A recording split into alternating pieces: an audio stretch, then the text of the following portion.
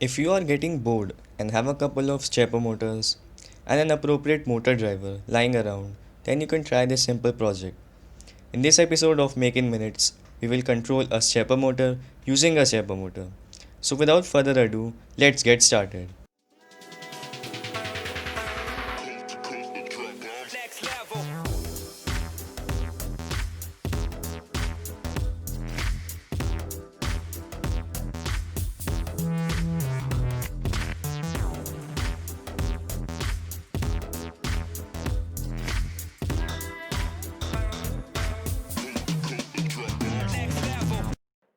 We will begin with connecting the stepper motor to be driven to the output pins of the motor driver.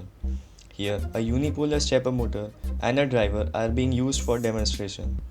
For driving a bipolar stepper motor, a dual H-bridge motor driver like L293D or L298N can be used, which in fact can also drive unipolar stepper motors.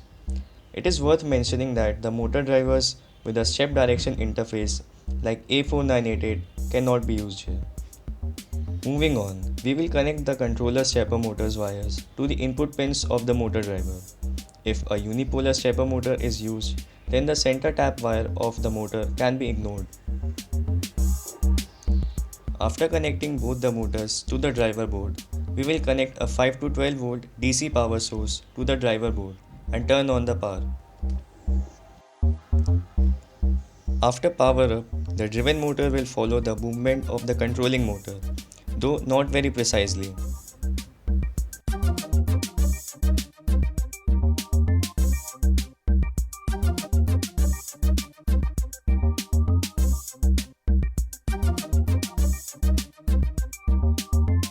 If the motor does not move properly and keeps on stepping back and forth, try changing the sequence of the controller motor's wire connected to the input pins of the motor driver.